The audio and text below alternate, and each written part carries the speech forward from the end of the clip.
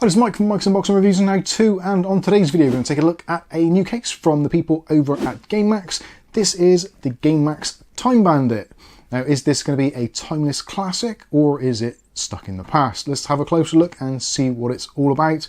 This was sent in to us free of charge for review purposes by GameMax UK. There will be links in the video description, some of which may be affiliated, so we may earn a small commission from any purchases made, but it doesn't affect the price you pay, and there also may be potentially some discount codes in there to check out to make this even more attractive.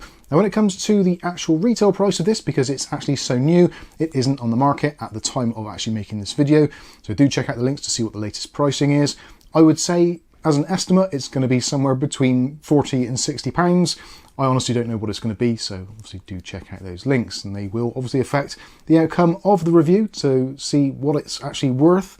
And obviously, if you've got any ideas what you think it's worth, then please do let us know in that comment section. We're always glad to hear your feedback, and potentially it might be something which GameMax will also look at to maybe refine their prices.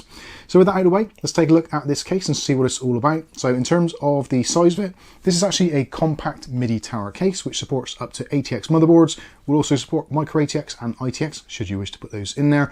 Comes in at somewhere in the region about 17 inches tall and about 15 inches deep, and the usual kind of width.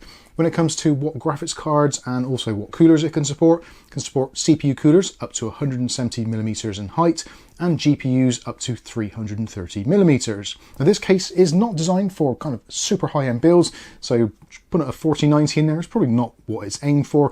This is aimed at the kind of flipper market and also possibly OEMs.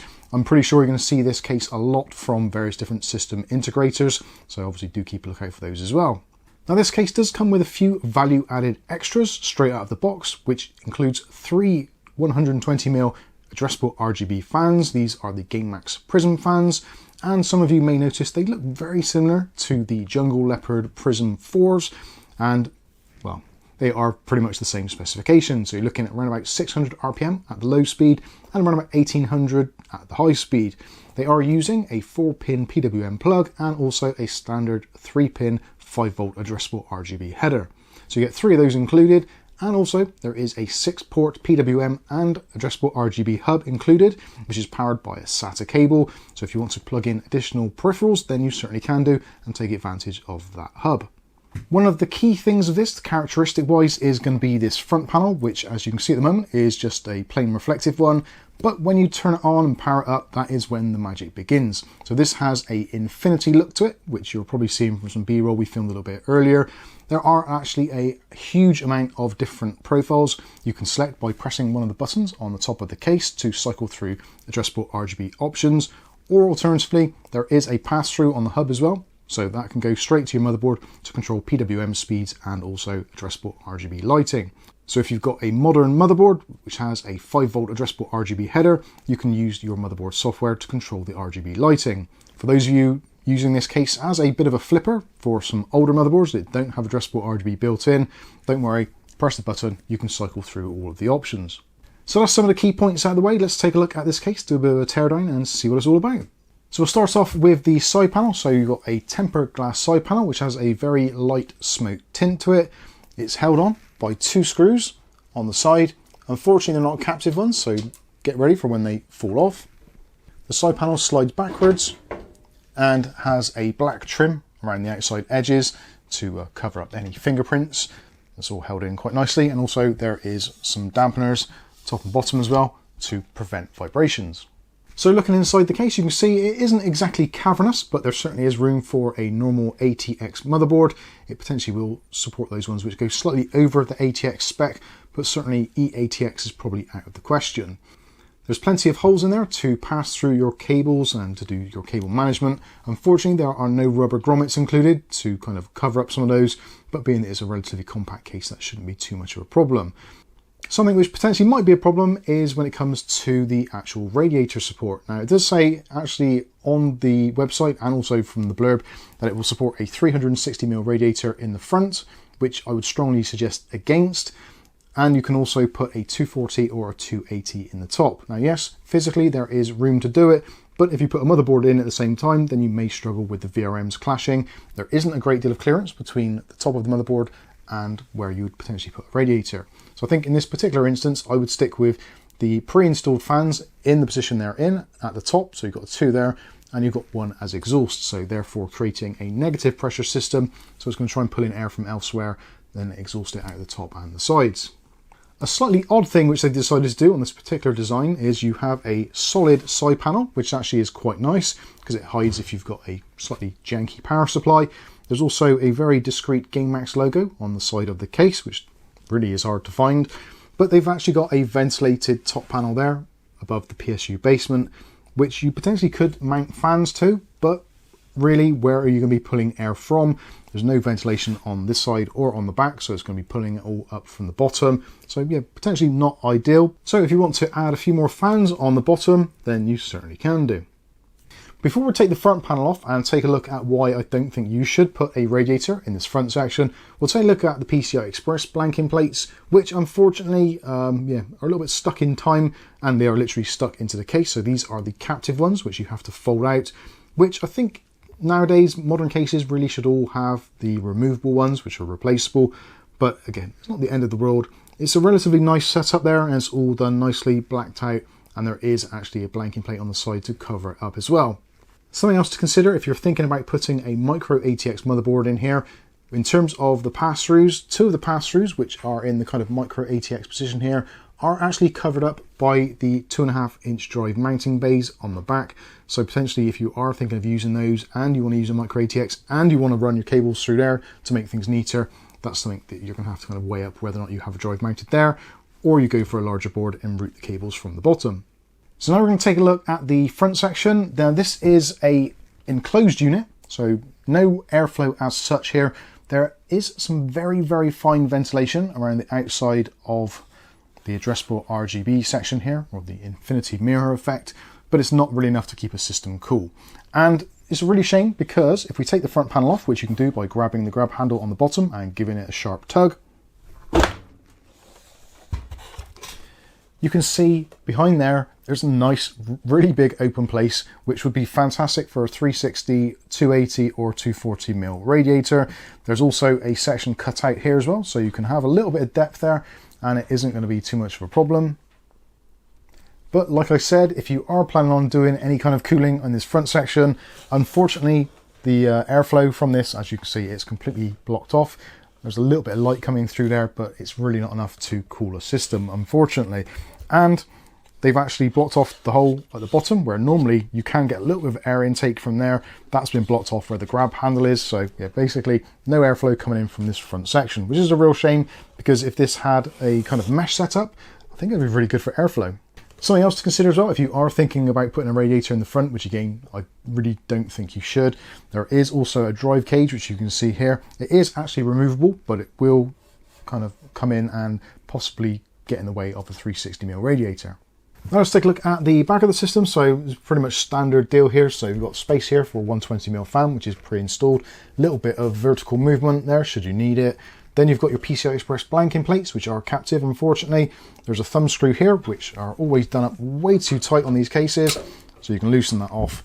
And then when you're changing your cards, you can just slide that forward or back. There you go. So that is removable. You can put your screws in, etc., and put that back in after, which is actually very hard to do from this angle.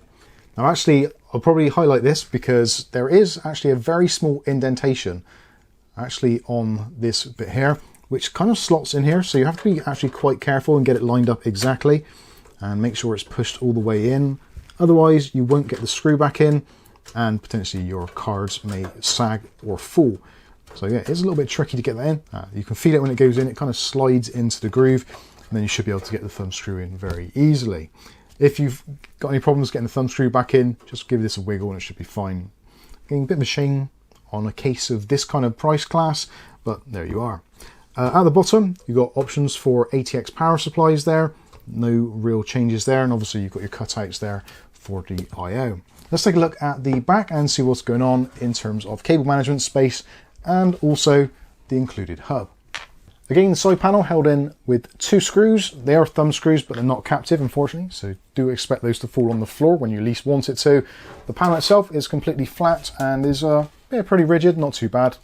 So what I've done here is I've cable managed it, so we've got our front panel connections, all the I/O, all going down in this strip here, and also I've cable managed in the connection for the front of the case, so the RGB there. I've left a little bit of slack on it as well, so if you do want to pull the panel out, then obviously if it's cable tied right in, you pull it out and then you rip out your RGB wires, which is never a good thing. So there, that is all tucked away in there nicely. A few little punch outs there for putting cable ties on. Something else as well to be slightly mindful of when you're doing cable management is every single one of the fans has a daisy chain on both the PWM and also the addressable RGB. So there's going to be lots of little bits and pieces, lots of little extra wires, which is actually really handy if you're expanding the system, adding on other addressable RGB features. But if you're just going to go with it as it is, potentially some of you might just want to snip some of those bits off just to kind of make it a little bit tidier. Obviously, if you do, that will void any warranties, so do bear that in mind, but it will make it a little bit cleaner. Although saying that, I think it's been quite well managed there. So you've got two fans on the top, two lots of cables there. You've got one fan in the rear, that's coming through as well, and you've got the one from the front. So that all goes into our RGB controller.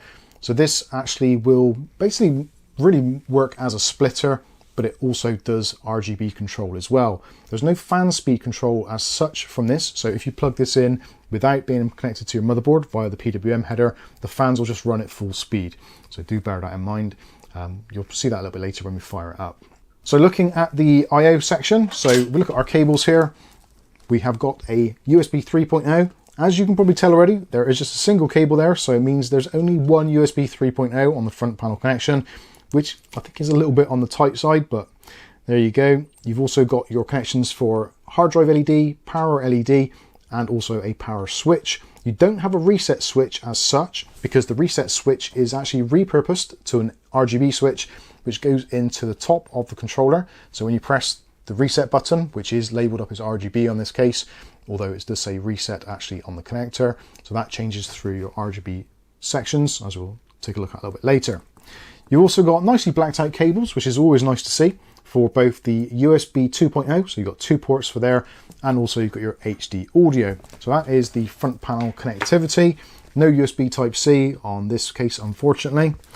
Looking at the actual addressable RGB section, so I know it's one of those things that I always look for when I'm buying cases to see what the connectivity is like, because it makes life a little bit easier, and also potentially some cases can be a little bit custom, so a little bit of a gotcha, but this is fine. You've got a standard SATA cable to provide power to the RGB and the fans, and then you've got two connections, one of which is a 4-pin PWM, only wired for two because that's all it needs to pick up the sense pins and rotation speeds.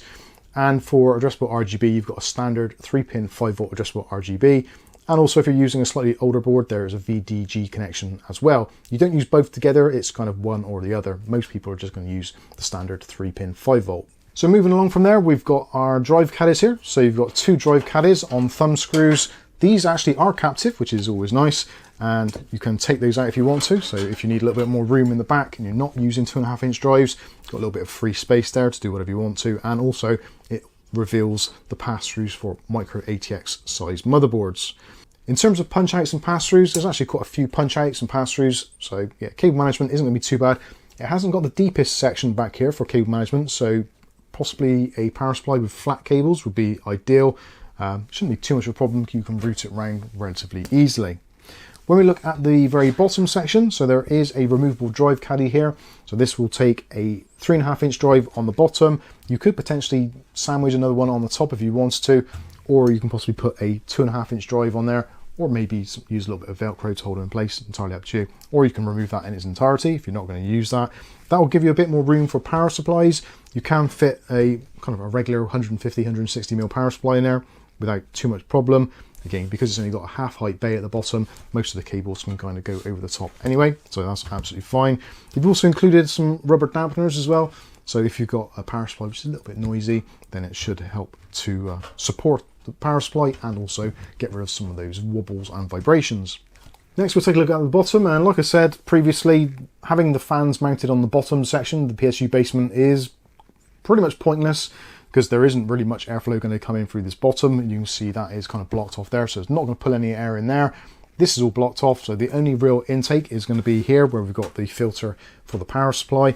This is a really fine mesh, which is going to be on top of even more mesh, so yeah, airflow there isn't going to be particularly good. And I would say for most power supplies, you're probably better off just removing the filter anyway, just so you can get a bit more air into your power supply. But yeah, in terms of putting fans in the bottom here, absolutely pointless. One plus point for the feet here, so you've got normal plastic feet, which is absolutely fine, and you also got foam on the bottom to get rid of vibrations rather than being rubber. Rubber often marks desks, so yeah, it's nice to see that they've used foam instead of rubber. Again, got the 2 screws there, undo those, and you can remove the drive cage should you wish to. And last of all, for our case tour, we can take a look at the top section. So again, this is following a very similar trend, so just a kind of cheap magnetic filter on here with not the most open pores on there, so airflow is going to be restricted if you're using that, which you kind of are relying on this primarily for your airflow, because all of the fans, or the majority of the fans, are at the top here, and also it's actually quite nice and open, the grille on here, so get some air out through the top, because this is going to be working in a negative pressure setup. So yeah, this is going to be your primary airflow, so you don't really want to be using the filter if at all possible, because you're basically filtering air coming out of the system rather than going in. So think of that as more of a thing to put on your case at night to stop dust and things getting into your case, but it's really going to be hindering airflow if you leave it on there. Looking at the I/O, so you've got a really nice power button, really nice and big, so if you've got the case on the desktop and you kind of have to reach up to get it, you're going to find that very easily. Next to that, you've got hard drive LED and power LED. Then also you have got a reset button, so that changes through the RGB. Not a reset switch, although you can repurpose it as reset if you wanted to, but you'd have to disconnect it from your RGB controller. Next to that, you've got a single USB 2.0 headphone and mic jacks, another USB 2.0, and a very single, solitary, lonely looking USB 3.0. That's going to be 5 gigabit per second. Right, so let's take a look at the case and see what it's like lit up. You've probably seen this from loads of B-roll already. And actually, I think it looks really nice. That is going to be pretty much the main selling point, I think, of this. You're not going to be looking at this case thinking, wow, it's going to be really cool and it's going to give you lots of airflow. It isn't that type of design. They've made this so that it has a specific look in mind. Very similar actually to the Colink Void from a few years back. So you've got this infinity mirror effect, which actually does quite a nice job, and really on any angle you're in, it does look very good indeed. Highly reflective, so not great for filming with, but yeah, it does look very nice, and when we've had the lights off, it really does pop. And it's nice that the fans are all a very similar sort of style. So the fans, as you can see, we've got the bits on the side there, which give you that infinity look as well. So they've continued the theme all around it. So rather than just getting some like really basic fans on there, they've actually thought about it and thought, well, this is an infinity look case. We've gone from infinity look fans and all that kind of cool stuff. So yeah, pretty good. The fans themselves, I haven't got them connected and spinning at the moment because they'll just spin at full speed. At full speed, around about 1600 to 1800 RPM. They're quite noisy. They're not terrible. Most people would probably not be bothered by it whatsoever, but I'm terrible with fan noise.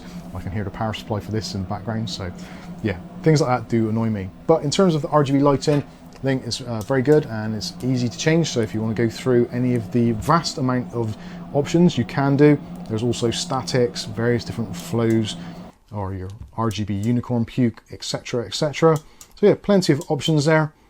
And the fact that it all kind of coordinates is really handy, especially like I said, if you are going to be buying this with the vision of maybe getting some older motherboard and flipping a system, this is going to be great because you'll be able to post this on Facebook Marketplace or take a picture, post it wherever you want to. System integrators, yeah, this is going to be great. They're going to take a picture of this with the system in. It could be any basic BOGO system and it's still going to please the crowd because of all the RGB effects on it. So the only thing I think with this is going to be, are GameMax going to dial it in right when it comes to the retail price on this? Time will tell on that one. Like I said, I do not know at the moment what the price is, but I'm edging my bets it's going to be somewhere between 40 and 60 pounds. I think if it's more than 60 pounds, it's dead on arrival. If it's 50 or less, I think it stands a very good chance. If it's 40 or less, then I think this will sell like absolute hotcakes. But again, I don't know the exact retail prices at the moment. Likely this is going to be one which is really popular with system integrators, as I said earlier, and with people just trying to flip systems because it's basically got everything you need. It's got the looks, it's got the fans included, it's got the controller included, so you can kind of put anything you want in there and it's going to look great when it comes to selling it. When it comes to thermals, potentially those might be a little bit challenging with this blocked off front section, so obviously do temper your expectations. Don't be putting kind of 3900Ks and 4090s in here because it's just not designed for that. But I think for modest systems, your APUs, that kind of stuff, or lower end, modest builds, I think it's going to be absolutely perfect. But anyway, what I think about it isn't important. What you think about it is. So sound off in the comments section. Let me know what you think about the GameMax Time Bandit. Is it something that you would go for, or would you be looking for something with a bit more airflow? Because if you are, we have got some more GameMax cases coming on the way soon. So do stay subscribed if you want to see what those are like, and there may be a few more airflow options available. Anyway, I think that's going to wrap this one up. Hopefully you've enjoyed the video. If you have, smash the like button. If you want to see more content like this on a daily basis, maybe consider hitting subscribe and the chime notification. That way you'll be notified of future video releases. But for now, I've been Mike. This is Mike's Unboxing Reviews and How To, and hopefully we'll catch you in the very next video. Thanks for watching.